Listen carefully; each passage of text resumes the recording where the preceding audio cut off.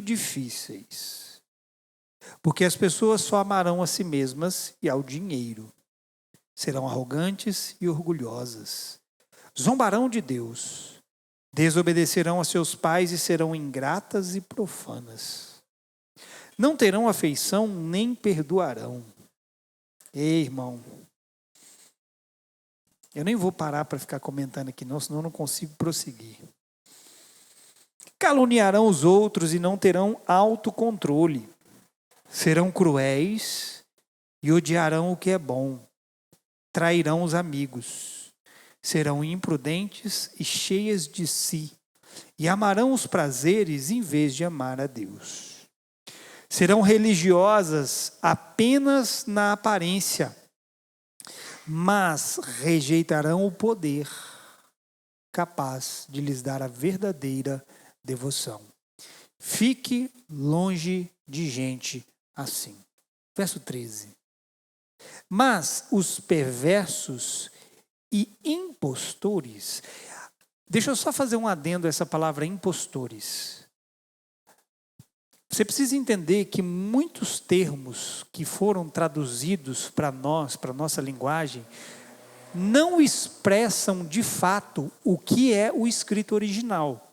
Essa palavra impostores é literalmente o significado para feiticeiros. Aquele que lança feitiço, tipo Harry Potter.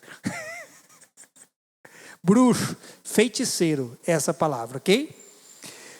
Mas os perversos e os impostores irão de mal a pior. Atenção nessa expressão.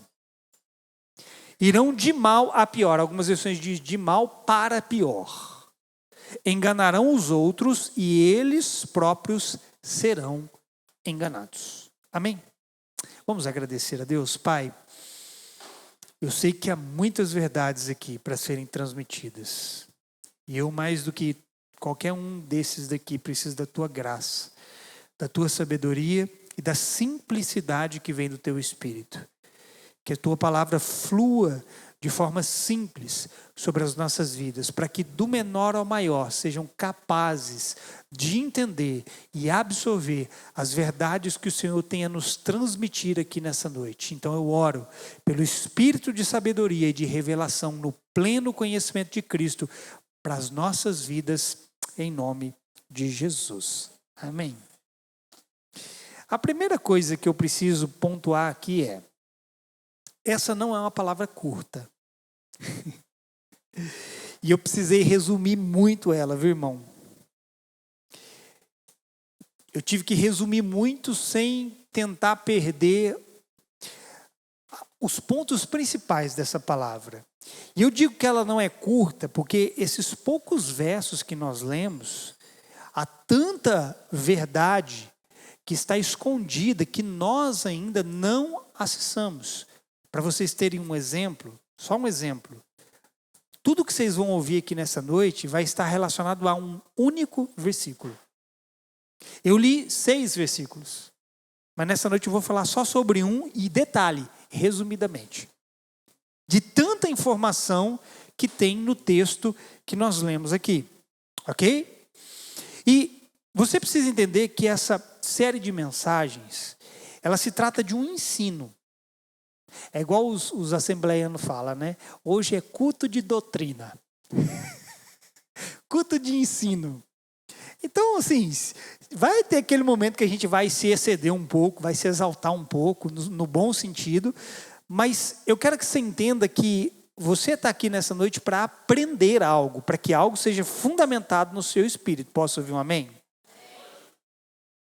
O que significa, querido, que eu precisei ter me fundamentado muito para trazer o que eu vou trazer aqui para você nessa noite. E isso merece a sua atenção.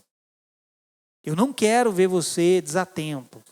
Então, se eu ver que você está desatento, eu vou parar, vou fazer como eu fazia antigamente. Vocês lembram que eu fazia antigamente? Quando eu percebi o povo atento, eu parava, ficava quietinho, em silêncio.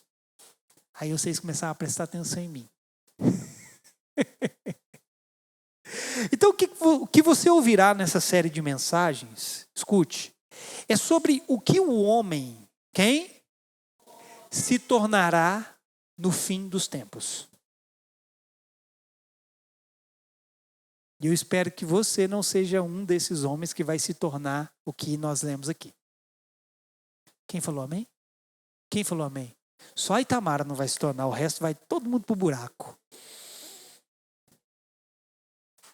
E a minha ênfase, escute, irmão, já eu começo a pregar, eu preciso fazer algumas pontuações aqui.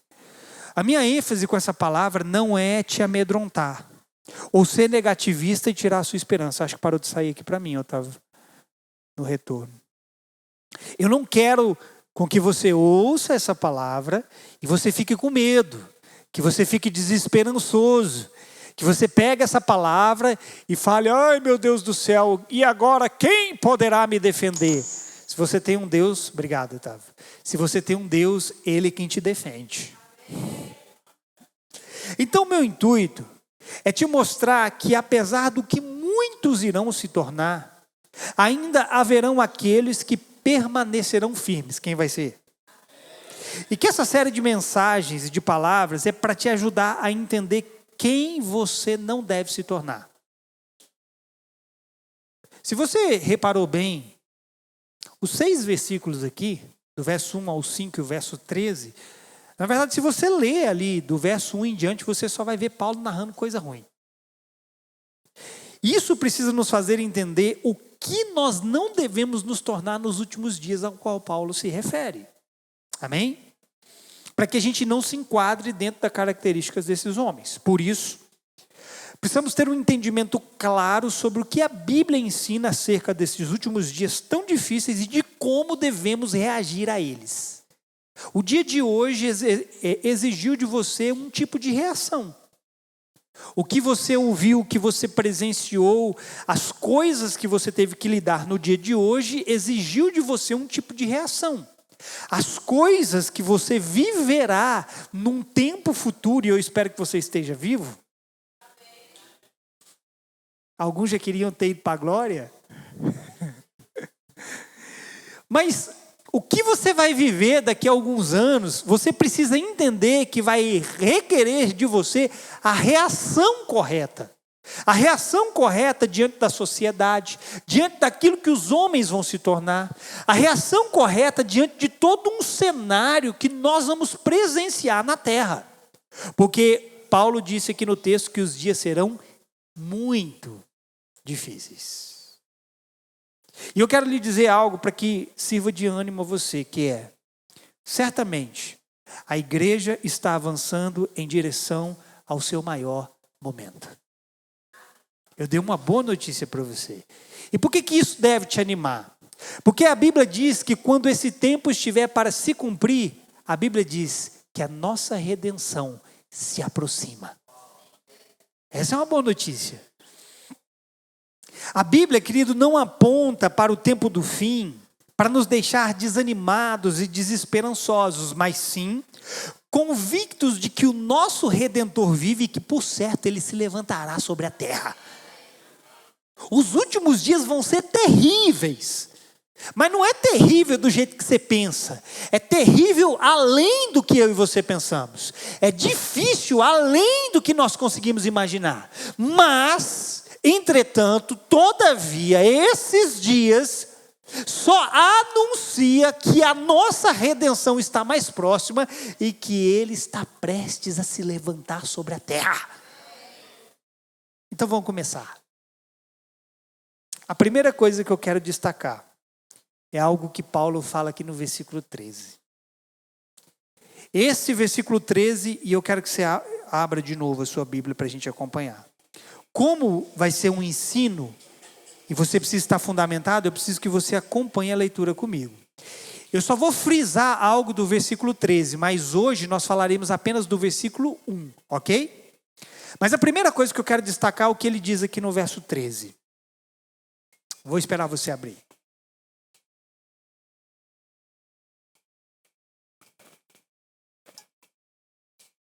Ele disse: mas os perversos e impostores irão de mal a pior.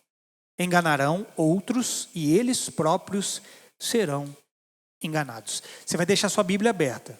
Se você está vendo no celular, deixa aí no celular nesse ponto. Agora você pode olhar para mim. Eu disse para você que eu precisei me fundamentar para poder trazer esse ensino para você, para não falar besteira, ok?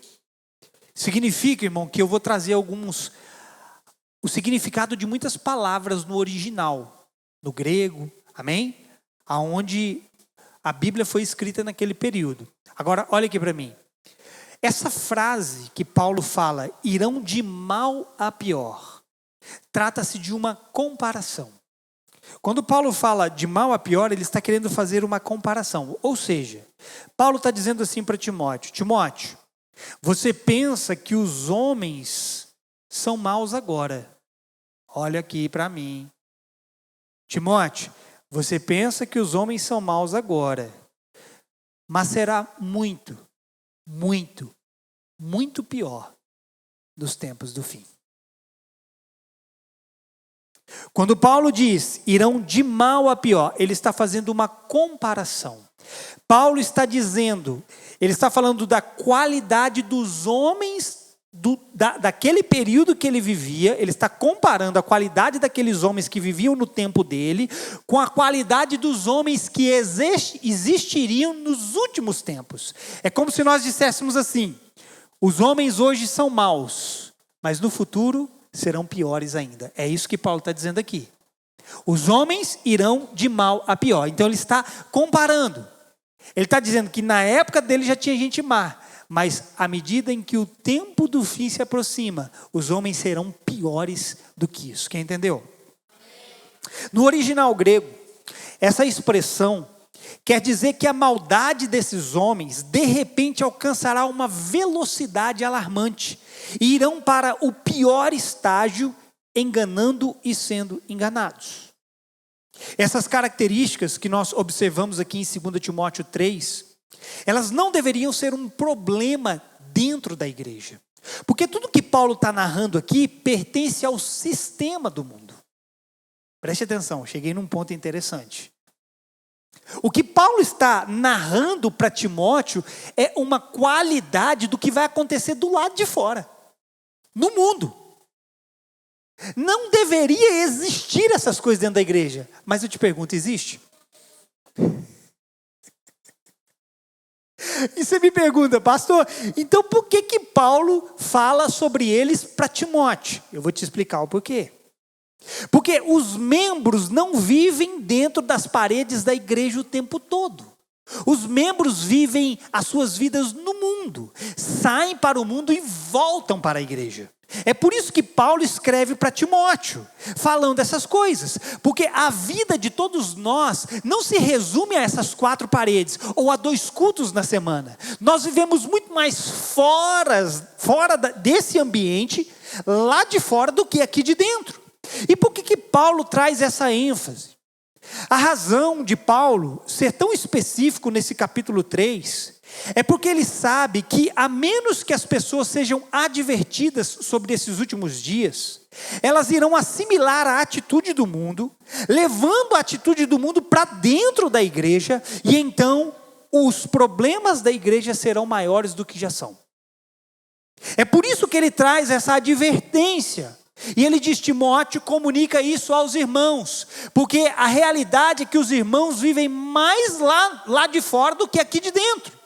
E se eles não estiverem prontos e não souberem reconhecer esses últimos dias, e quem são os homens dos últimos dias, quais são as tendências dos últimos dias, quais serão os espíritos dos últimos dias, se vocês não entenderem isso, o perigo de vocês assimilarem todas essas coisas que o mundo trará e vocês trazerem para dentro da igreja é muito grande. Entenderam? Agora vamos entender algumas expressões usadas por Paulo no versículo 1. Porque toda palavra vai se deter aqui agora. Volta lá para o verso 1. Acompanha comigo. A primeira palavra que eu quero destacar, Paulo diz aqui, saiba, de saber. Saiba, porém, isto. Essa primeira palavra, saiba. Pode olhar para mim. Essa palavra é melhor traduzida como entenda esses fatos, reconheça o que está acontecendo. Vou dizer de novo, a palavra saiba, ela significa reconheça esses fatos, Entenda o que está acontecendo. Então, quando ele diz para Timóteo, saiba, ele está falando, Timóteo, observe as coisas que estão acontecendo, porque você precisa reconhecê-las. E por que nós precisamos entender e reconhecer? Por que isso é importante? Porque nós só poderemos lidar com algo se nós entendemos e reconhecemos contra o que lidamos. Então Paulo chama a atenção de Timóteo. Timóteo, você precisa estar bem atento, para que você consiga reconhecer quando este dia chegar. Obviamente, nós sabemos que esse dia não chegou nos dias de Timóteo. Amém? Provavelmente chegará nos nossos dias. O que significa que nós vamos ter que saber, ou seja, reconhecer quando esses dias estiverem batendo na nossa porta. E você quer saber de algo? Esses dias ainda não chegaram. Está todo mundo aqui achando que a gente está nos últimos dias. Não está. E eu vou te mostrar. O entendimento é de que algumas coisas não poderão ser mudadas nos últimos dias, nem mesmo pela oração, porque são necessárias que cheguem a tal ponto. Irmão, eu e você, nós podemos nos matar de orar. Você pode falar assim, eu não vou dormir e eu vou orar 24 horas por dia. Você só vai mudar a sua vida, você não vai mudar a realidade do que tem que acontecer no mundo. Você não vai mudar. Então, Paulo está dizendo para Timóteo que existe uma condição no qual a humanidade chegará e nem a oração pode mudar. Por que não podemos mudar? Porque para que o fim chegue, é preciso com que tudo aquilo que Jesus disse que vai acontecer, de fato aconteça. É preciso com que tudo aquilo que a Bíblia já aponta que o homem se tornará, aconteça de fato. Então o homem vai ter que se tornar mal. Você pode orar o tanto que for, ainda que você não se torne mal, outros se tornarão mal. Quem está entendendo? Só que se nós as reconhecermos, poderemos lidar com elas para nós não sermos mudados. Se nós reconhecermos o tempo, ainda que muitos mudem no tempo do fim, se nós reconhecermos e entendermos o que precisa, nós não seremos mudados. Muitos vão, mas nós não. Como a Bíblia mesmo diz, né? Que o amor de muitos, mas não de todos. Amém? Agora preste atenção para essas duas outras expressões. Quando ele fala dos últimos dias e de tempos muito difíceis. Está tudo no verso 1. A palavra últimos significa, olha isso aqui, último dos últimos dos últimos. Pastor, não é a mesma coisa que último? Não. Já ouviu aquela expressão último dos últimos? Já ouviu? Não tem o primeiro, o segundo e o terceiro? Então tem o último dos últimos dos últimos. Porque quando a gente lê aqui últimos dias, a gente entende literal últimos dias, mas está além. Paulo está falando dos últimos, dos últimos, dos últimos. Ou seja, ele está se referindo àquele momento que antecede a manifestação do Senhor. Sabe, aqueles segundos finais, irmão, nós não estamos nos segundos finais ainda. Eu vou mostrar biblicamente para você em qual tempo nós estamos. Nós não estamos nos segundos finais. E para compreendermos melhor essa expressão de Paulo, eu vou te dar um exemplo bem simples para você entender. É como num jogo de futebol. A propósito, quem foi campeão? O povo desejando mal da Argentina, né? Mas preste atenção. Um exemplo bem simples para você entender. Um jogo de futebol tem quantos tempos? Primeiro e segundo tempo, certo? Quantos minutos tem cada tempo? Mas existe um negócio chamado acréscimo. Tanto no primeiro quanto no segundo tempo antes de terminar o jogo. Não é assim? Quando o jogo chega aos 45, ele terminou? Não. Mas quando o tempo de acréscimo está próximo do fim, então o jogo está realmente em seus momentos finais. Quem entendeu? Então, para nós nos situarmos melhor sobre o tempo em que vivemos, nós não estamos ainda nos acréscimos. Estamos nos 45 minutos do tempo final. Isso é fácil de entender e perceber, porque não aconteceram tudo o que ainda precisa acontecer. E o Senhor não virá até que cada uma de suas palavras se cumpra. Nós estamos dentro daquele período onde Jesus chamou de princípio das dores. Se é princípio, não é fim, irmão. Se é princípio, não são então os últimos dos últimos dos últimos. É apenas os últimos. Eu estou confundindo vocês? Vocês estão entendendo? Então preste atenção. Jesus diz que nós estamos no princípio das dores, onde haveria guerras e rumores de guerras, fomes, pestes e terremotos. Mas Jesus diz que esse ainda não é o fim. Não é o quê? Eu não sei se você tem visto os noticiários, mas nos últimos 5 anos, tanto os rumores de guerras, quanto as guerras aumentaram exponencialmente. Olha aí, puxa aí nos últimos 5 anos, a quantidade de conflitos e de guerra que não teve ao redor do mundo.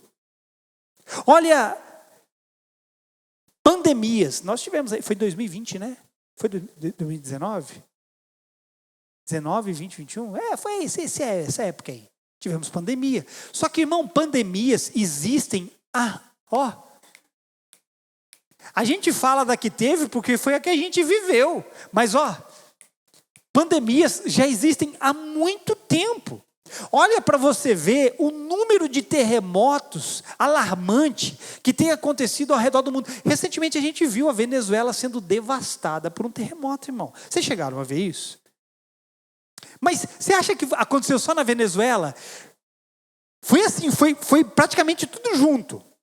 E alguns outros aconteceram poucos dias depois.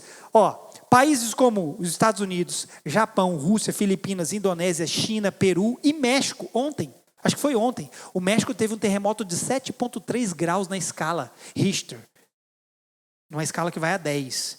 Um terremoto de 7,3 foi ontem. Até no Brasil nós chegamos a ter pequenos tremores. Olha a quantidade de coisas que não estão acontecendo. Só que Jesus chama isso do quê? De fim?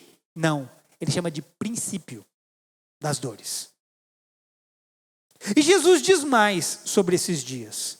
Jesus diz que haverá muitos falsos profetas. Ele diz também que muitos se afastarão dele. Cuidado, irmão. Cuidado. Cuidado com os seus pezinhos. Muitos se afastarão dele. E ele diz mais: trairão e odiarão uns aos outros. E ele fala ainda que o pecado, irmão, eu vou dizer algo aqui que eu tenho certeza que a maioria de vocês nunca ouviu. O pecado aumentará. Você não sabe o que significa isso aqui. Eu tenho certeza absoluta. E eu, assim, por um lado eu gosto de trazer algo que você não sabe, mas por outro lado eu fico meio preocupado porque você não sabe. Ele diz que o pecado aumentará e o amor de muitos esfriará. Nós temos visto cada uma dessas coisas acontecerem diante dos nossos olhos, sim ou não? São muitos os falsos profetas que têm vindo em nome dele. Muitos estão traindo e odiando. O pecado está aumentando e o amor se esfriando. E essas coisas ainda não estão no seu ápice. Não estão no seu clímax. Não estão no seu auge. O que significa que essas coisas que Jesus falou ainda vão aumentar. O pecado vai aumentar. A falta de amor vai aumentar. Vocês estão entendendo? Existem tantos detalhes em cada palavra dita pelo Senhor que nós levaríamos muitos dias de ministrações para falar sobre cada uma. Mas ouça isso. Deixe-me dar ênfase a uma coisa e agora eu chego naquilo que eu acho que você nunca ouviu. Quando Jesus fala do pecado aumentar, não é só na quantidade, mas no tipo. O que Jesus está dizendo, escute isso aqui, é que o homem, e isso está na Bíblia, eu vou te mostrar. Jesus está dizendo que o homem criará novas formas de pecar. Ele não vai criar novos pecados. Ele vai criar novas formas de praticar o pecado que já existe. Vocês já ouviram isso alguma vez na vida de vocês? Não, mas está na Bíblia.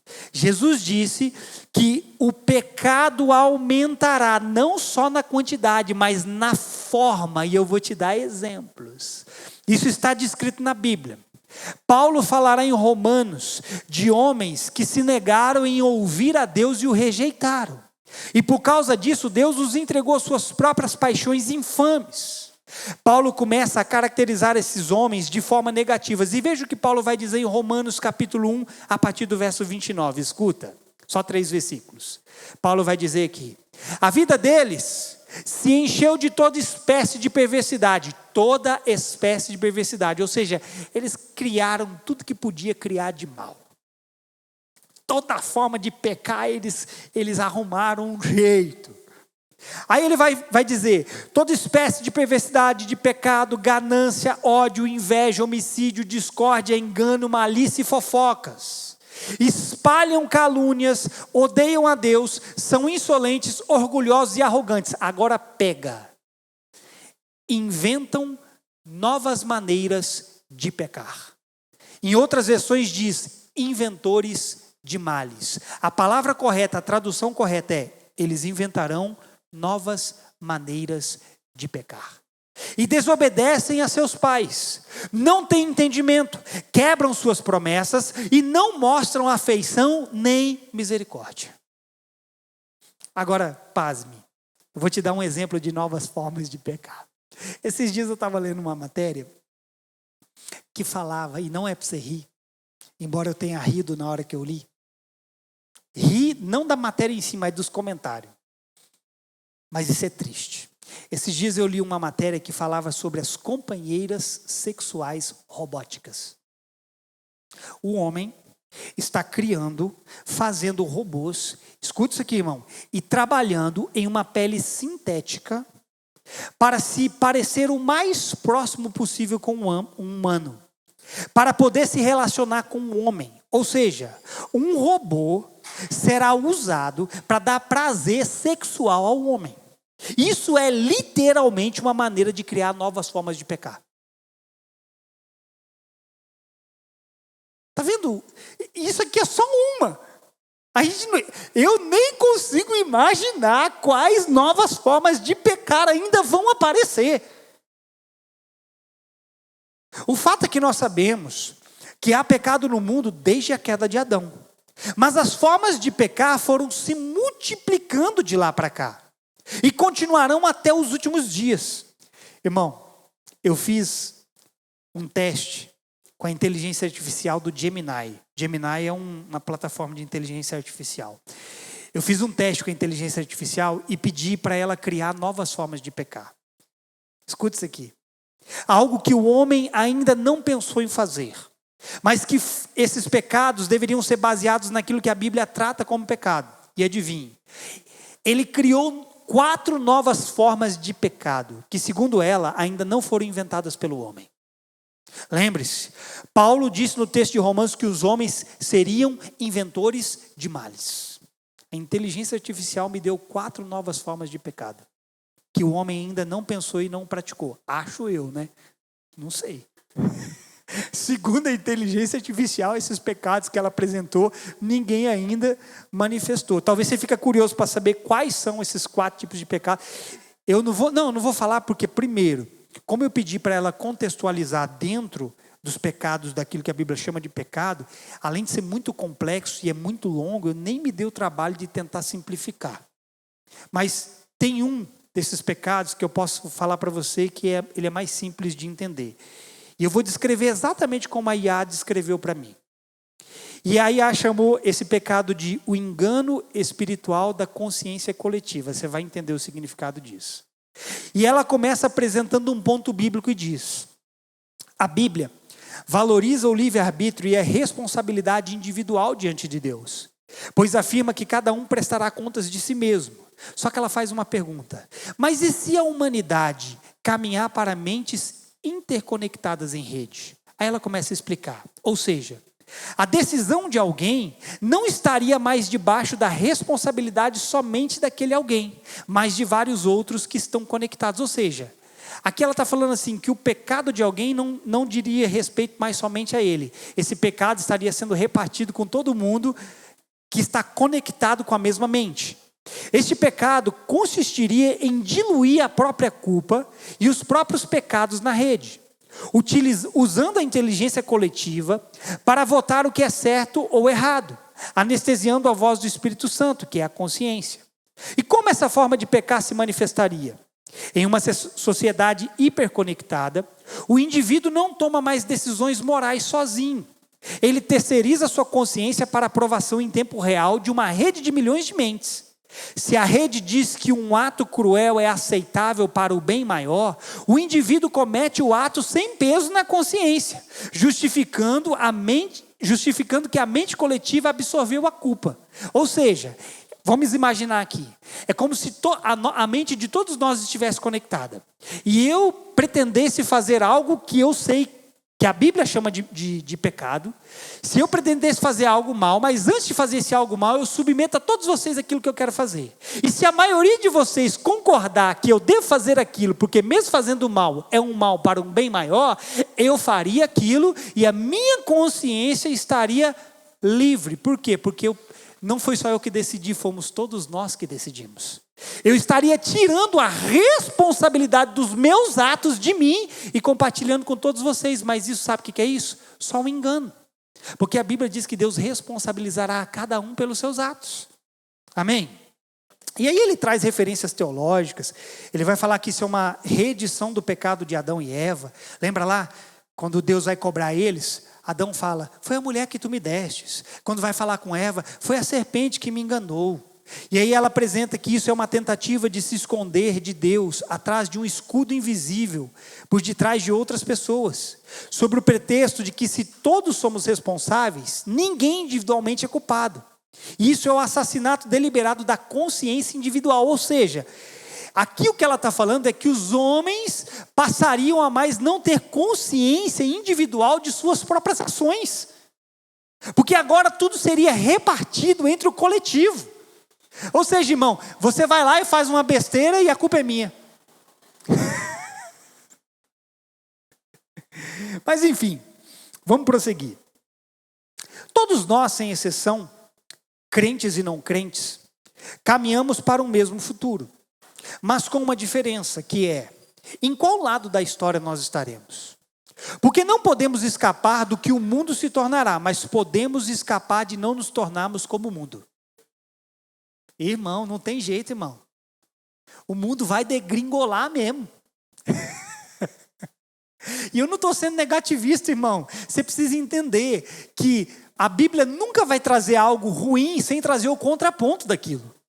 A Bíblia nunca vai falar de algo ruim. A Bíblia nunca vai falar de pecado sem falar de santidade. A Bíblia nunca vai falar do diabo sem falar de Deus. A Bíblia nunca vai falar do mal sem falar do bem. Então, se ela está falando dos últimos dias, de como o mundo vai estar, irmão, ela também vai mostrar para nós de como aqueles que pertencem ao Senhor deverão estar.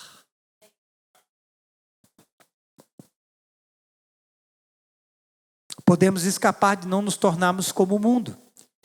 E é por isso que a Bíblia vai dizer em 1 João 2, do verso 15 ao 17. Olha o que João diz. Não amem o mundo, nem as coisas que há no mundo. Se alguém amar o mundo, o amor do Pai não está nele. Porque tudo que há no mundo, os desejos da carne, os desejos dos olhos e a soberba da vida não procede do Pai, mas procede do mundo. Ora, o mundo passa, bem como os seus desejos, mas aquele que faz a vontade de Deus permanece para sempre. João está nos advertindo sobre o mundo, para não nos tornarmos como ele. E entenda isso.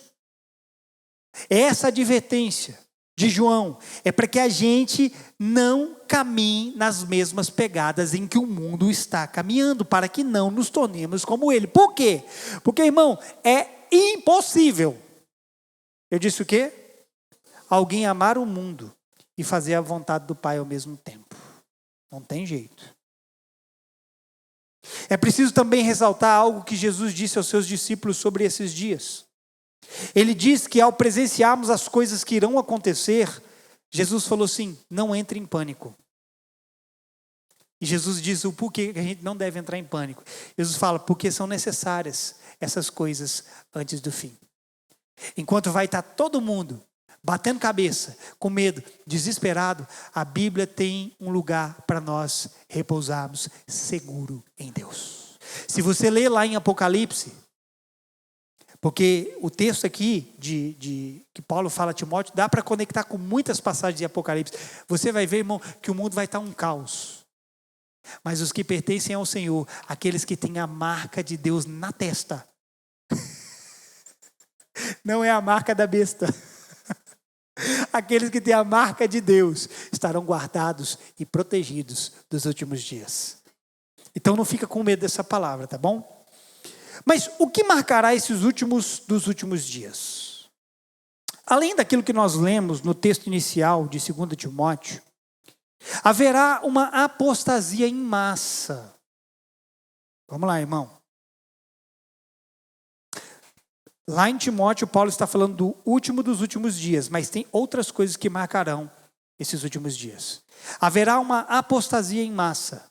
O homem da iniquidade, chamado anticristo, se manifestará. O terceiro templo em Israel, ele será reconstruído. Não sei se você já ouviu falar sobre isso, mas precisa acontecer.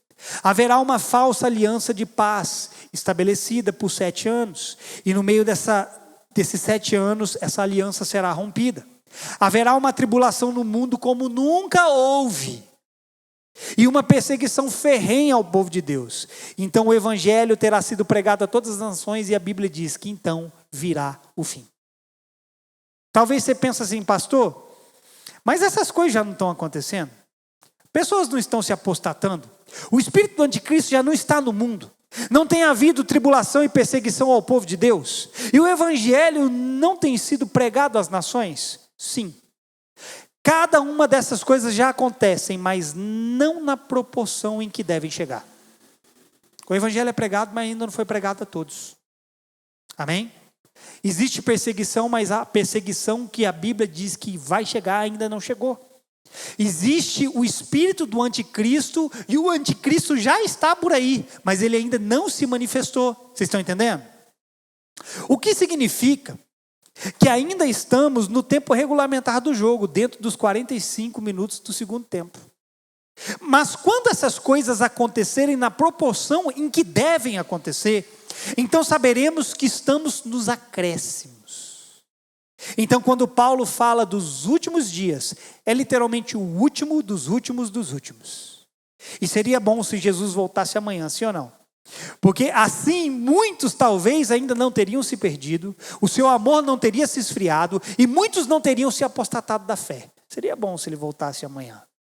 Mas à medida em que os dias se estendem, essas coisas irão se tornar cada vez mais evidentes no mundo, dentro das casas e dentro até mesmo das igrejas. Você acha que as pessoas estão se apostatando aonde, irmão? Fora? Muitas delas já se apostataram dentro das igrejas. Você acha que o amor, a falta de amor está existindo só lá de fora? Não, existe muita falta de amor dentro das igrejas. Por isso, há uma advertência sobre aquele que perseverar até o fim, que será salvo. É quem vai ser salvo? Aquele que perseverar até o fim. E é perseverar até o fim, na verdade, no amor, na fé e na esperança. Devemos nos lembrar sempre da pergunta que Jesus fez. Quando o Filho do Homem vier, porventura, achará ele fé na terra? Outra coisa que Paulo diz nesse texto é sobre tempos muito difíceis. Vamos lá, você já entendeu que esse saiba, que eu comecei falando, essa primeira expressão, saiba, é para que você reconheça o que vai acontecer.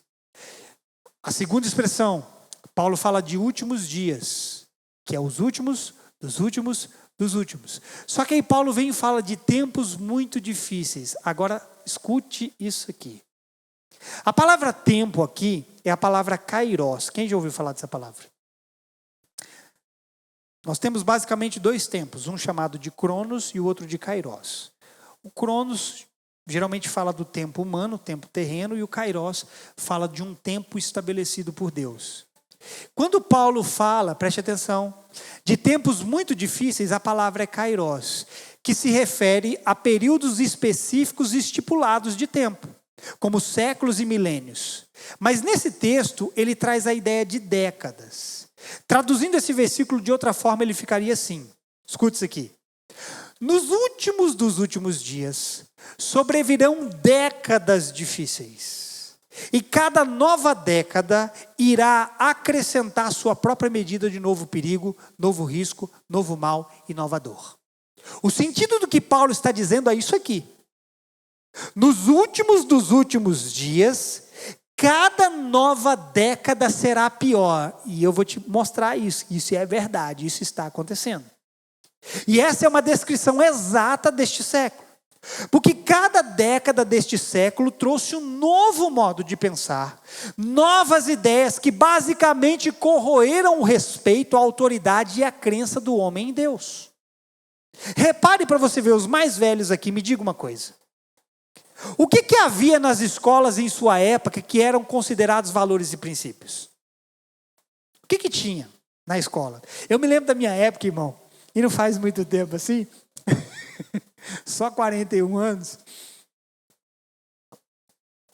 Eu me lembro da minha época, e eu acho que você também viveu isso, se você já tem mais de 30, que havia um incentivo ao patriotismo nas escolas. Você chegou a pegar isso? Eu lembro que nas escolas, pelo menos na escola que eu estudava, os alunos chegavam, e era muito aluno, viu, irmão? Os alunos chegavam e reunia toda a escola num local específico, e os alunos iam cantar o hino nacional. Primeiro a gente aprendia dentro da sala de aula a cantar o hino. Você sabe onde eu aprendi a cantar o hino nacional? Dentro da sala de aula. Foi lá dentro. Na terceira série, irmão, eu aprendi a cantar o hino nacional. E os alunos chegavam, e a gente ia para um lugar e reunia, e aí hasteava a bandeira, e ficava todo mundo lá em forma assim, ó. Aliás, assim não, assim é no exército. Ficava assim, ó, assim com a mão assim, né? Ouviram do Ipirangas mais plácida de um povo. Você não sabe o hino nacional, né, irmão? Por que eu estou dizendo isso? Porque naquela época existia isso. Naquela década de 90, porque eu nasci na década de 80. Se você me chamar de velho, eu vou falar que velho é seu pai. Na época de 90 ainda se cantava o hino nacional dentro das escolas. Mas as décadas foram avançando. Existe isso hoje? Calma, você acha que eu terminei? Não era só isso que tinha na minha época, não, irmão. Havia oração naquela época. Na sua época você pegou isso? Não era uma oração evangélica, era a oração do Pai Nosso. Pai Nosso que estás no céu, santificado seja o teu nome. Era esse tipo de oração. Quem está estudando aqui hoje? Alguém que estuda? Na escola que você estuda, tem oração? Tem? Glória a Deus por isso. Mas entre quantas escolas tem?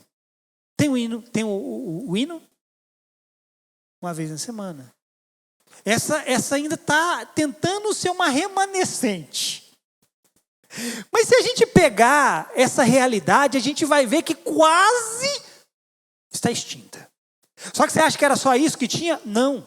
Na minha época, tinha ensino religioso, era matéria. Você dá aula para criança, né, Itamara? Tem ensino religioso? Tem? Tem. Em muitos lugares não tem mais isso hoje. Agora, olhe o contraste dessa época. Raramente se verá isso. Essas coisas foram tiradas para dar lugar ao mal e ao imoral. Cada década deste século parece acrescentar um tipo especial de mal. É exatamente isso que Paulo está expondo, que aconteceria em 2 Timóteo 3:1. A ideia é de que cada década irá acrescentar a sua medida de sofrimento. Os anos 20 acrescentaram a sua medida de sofrimento. Os anos 30 acrescentaram a sua nova medida de pensamento. Os anos 40, 50, 60, 70, 80. Todos esses períodos diferentes de tempo trabalham juntos, um acrescentando ao outro e ao seguinte. Você sabe o que vai acontecer quando a gente chegar em 2030? Escuta isso aqui. De 2020 até 2030 é um ciclo. De 10 em 10 anos fecha-se um ciclo, espiritualmente falando. de 2030 para frente a gente vai ver as coisas piorarem. Irmão, de 2020, nós estamos em 2026 e meio. Falta 3 anos e meio para 2030. Olha o tanto que a tecnologia não saltou. Olha o tanto, não é só a tecnologia não, olha o tanto de besteira, de idiotice, de babaquice que as pessoas aderiram. O tanto de modismo. Agora é o tal do Farma-Aura. Que diacho é isso, irmão?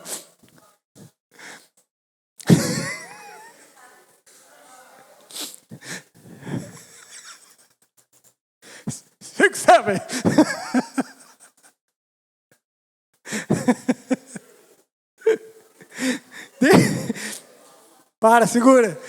Segura, senão eu me pego aqui. É exatamente isso que está acontecendo. Cada década está acrescentando a outra década algo pior. Você não sabe disso, a maioria de vocês não sabe, mas existe uma agenda para 2030, onde muitas coisas ruins vão acontecer a partir de 2030. Ou seja, 2030 é o fechamento de um ciclo para o início de um novo ciclo. Então vai vir outras coisas. Mas eu não estou falando isso para você ficar desesperançoso, desanimado. Ai meu Deus, vai acontecer comigo. Se você permanecer firme em Deus, você vai passar firme por todas essas coisas. O pastor está falando só de coisa ruim. Sabe por que eu estou falando de coisa ruim? Porque é o texto que nós estamos lendo. E no texto que nós estamos lendo, Paulo só falou de coisa ruim. Ele não falou de coisa boa. Se ele tivesse falado de coisa boa, eu estaria falando de coisa boa. Até estou falando de algumas coisas boas que Paulo não falou. Agora escute isso. Enquanto eu estudava o significado da palavra tempo, que fala sobre séculos, milênios e décadas, eu tive o entendimento do Espírito, que ele também revela a condição de como será o tempo. A condição. Sabe quando alguém diz assim, os tempos não são bons? Já ouviu essa expressão? Não é sobre o tempo do relógio, é sobre a condição dele. É o mesmo de alguém dizer que as condições estão ruins. Quando Paulo fala sobre os últimos dias, isso é cronológico, fala sobre o tempo. Quando ele fala também sobre esse tempo, é cronológico. Mas também é sobre as condições ruins que haverão nos últimos dias. Então ele fala que essas condições serão muito difíceis. Na sua versão, no texto que a gente leu, provavelmente, ela está só assim, dias difíceis. Ela não está traduzida corretamente. Essa palavra está faltando. A tradução mais correta seria tempos muito difíceis. Não apenas difíceis. E essa palavra difícil, ela tem inúmeros significados e eu vou falar para você quais são. Uma delas é traiçoeiros. Mas quando você ouve a palavra difícil, o que você entende? O óbvio, correto? Que é algo difícil. Mas a palavra difícil aqui tem um significado amplo e carregado de peso. Não é, escute, não é sobre qualquer dificuldade, é sobre a dificuldade. Como o mundo nunca viu. Não é qualquer, é a dificuldade. Então preste atenção ao significado dessa palavra. Ela significa difícil de fazer, de lidar, de se aproximar, difícil de suportar, problemático, traiçoeiro, perigoso, duro, feroz e selvagem. Escuta cada uma dessas coisas, irmão. Eu vou colocar cada uma dessas palavras dentro de uma mesma realidade para você compreender. Paulo está dizendo que a condição dos últimos dias serão difíceis para fazer o que é certo. Nós já podemos ver isso acontecer dentro de uma medida, sim ou não? O quão difícil é fazer aquilo que é certo. Os homens hoje estão passando a chamar o certo de errado e o errado de certo. O bem de mal e o mal de bem. Não é isso que está acontecendo? Já existe uma inversão de valores em curso. Mas chegará um momento em que não haverá espaço para o que é certo mais. Então, quando Paulo fala aqui, um dos significados dessa palavra é difícil de fazer o que é certo. A condição dos últimos dias também serão difíceis para lidar com as pessoas. Já é difícil agora, né, irmão? Vai ser pior depois. Vai ser difícil para se aproximar delas, suportá-las. Creio que a expressão tóxico realmente fará maior sentido nesse período. Porque para nós hoje qualquer coisinha é tóxica. Mas espere mais um pouco e você vai ver o que realmente é ser tóxico. O homem dos últimos dias ele vai ser tão tóxico que se você passar perto dele e respirar o mesmo ar que ele, você cai duro. A condição dos últimos dias, veja que eu estou colocando tudo isso dentro de uma realidade. A condição dos últimos dias estarão envoltos em muitos problemas. Muitos problemas. É um dos significados da palavra difíceis. Será extremamente perigoso, traiçoeiro, duro, feroz e selvagem. Essas duas últimas palavras, escute isso aqui. Feroz e selvagem. Significam literalmente violentos. Eu vou dizer de novo. Por isso que eu falei para você que a nossa Bíblia ela foi traduzida por homens. A linguagem original, e essas traduções elas acabam muitas vezes perdendo o significado do que realmente os apóstolos ou Cristo quis dizer naquele período. Porque quando a gente lê essa palavra difícil, a gente não para pensar que esse difícil está relacionado a tempos ferozes e selvagens. E essas duas palavras ferozes e selvagens significam literalmente violentos. O que Paulo está dizendo é que os últimos dias os homens serão violentos. Vocês estão conseguindo entender? O homem estará sem freios algum. É por isso que Paulo vai falar que eles não terão autocontrole. No texto que nós lemos diz aqui que os homens não terão autocontrole. Eles estarão sem freios. O homem estará no descontrole tanto no sentido de fazer o mal a si mesmo por causa do pecado, quanto ao próximo. Aquilo que em nossos dias ainda parece uma barbárie fazer, nesses últimos dias será normal. Normal porque muitos terão perdido a sensibilidade porque perderam o amor e o temor a Deus. Você acha que essa pessoa que está do seu lado é insensível hoje? Você acha que o fulano é insensível, é mau? Você espere então para ver, irmão. E que você não se torne um desses, em nome de Jesus. Há uma frase muito dita hoje, que diz assim: tempos difíceis criam homens fortes, e homens fortes criam tempos difíceis. Quem já ouviu essa frase? Os tempos serão difíceis, porque a qualidade do homem dos últimos dias é ser fraco para o bem e fortes para o mal. Por isso as condições serão terríveis. O homem dos últimos dias vai ser tão fraco para fazer o bem, que ele será forte para fazer o mal. A tendência de todo afastamento de Deus é fazer com que a impiedade aumente. Basta observarmos no princípio após a queda. Há uma escalada do mal depois que Caim mata Abel, até chegarmos no período do dilúvio. Veja o que o Senhor diz sobre os homens naquele período do dilúvio. Gênesis 6:5. O texto diz: o Senhor observou quanto havia aumentado a perversidade dos seres humanos na terra e viu que todos os seus pensamentos e todos os seus propósitos eram sempre inteiramente maus.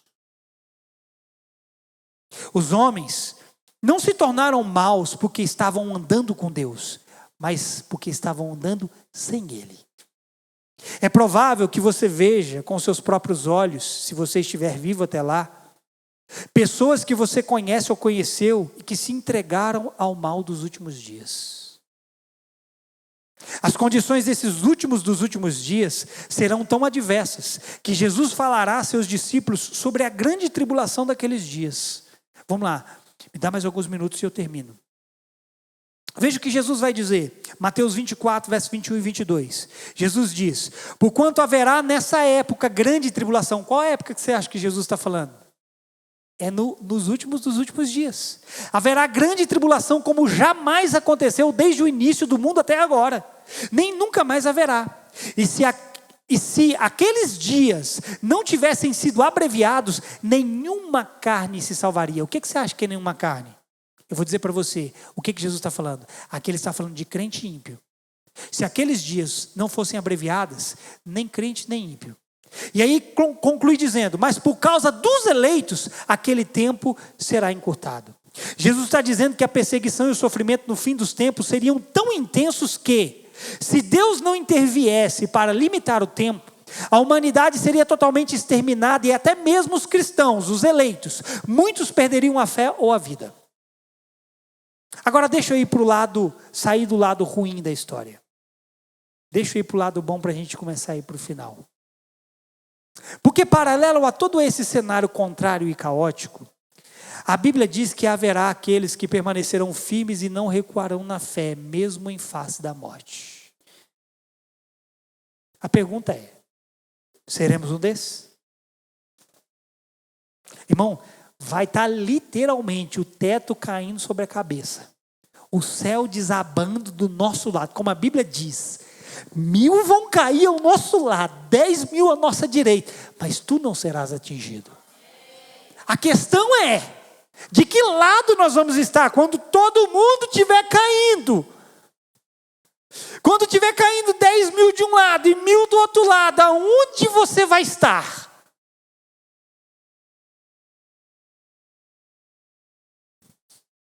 Nós não podemos recuar na fé, mesmo diante da face da morte. Os últimos dias também serão marcados por aqueles que decidiram permanecer no Senhor e não temer a morte. E por mais que o cenário pareça desanimador, não pode haver espaço para o desânimo em nós. Escute isso aqui agora. Porque se o desânimo se instalar, de forma que nos impeça de continuar, é sinal de que estamos esmorecendo na fé e na esperança. E entrar no caminho dos últimos dias pode se tornar realidade. Todo mundo passa por desânimo, mas quando ele se instala e se aprofunda e nos prostra e nos faz desistir de continuar, então ele é sinal de que a fé e a esperança estão em seus últimos suspiros. Isso é sério. Então tenho em mente uma coisa. Por mais difícil que sejam as condições dos últimos dias, a única coisa que nos fará resistir a eles é perseverar em andar com o Senhor e batalhar pela fé que de uma vez por todas foi dada aos santos. Você, querido, não pode impedir muitas coisas de lutarem contra você, mas pode escolher batalhar pela coisa certa, a sua fé. Você não pode impedir o diabo de trazer algumas lutas, nem você pode impedir o mundo de te perseguir, mas você pode decidir em fazer a batalha certa e batalhar por sua fé nos últimos dias. Porque a Bíblia diz em 1 João 5, 4 e 5. Estou terminando.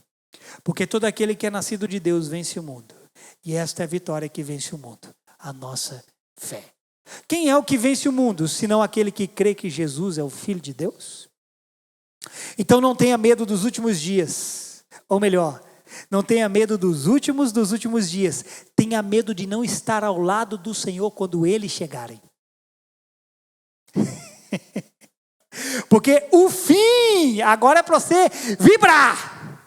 O fim não é para que o povo do Senhor tema, é para que os inimigos temam. Porque para nós, o fim é o início de uma nova era, de um novo céu e de uma nova terra, onde as coisas velhas passaram e tudo se fez novo. Por isso nós não devemos temer o fim, mas desejá-lo. Não porque queremos fugir desse mundo ou dessa vida, mas porque ansiamos estar com Ele para sempre. Esses últimos dias não revelarão apenas a corrupção e a impiedade dos maus, mas também revelarão a integridade daqueles que permaneceram em Deus e a bondade do Senhor para com eles. Os homens maus, eles se tornarão cada vez mais evidentes. Eles irão de mal a pior.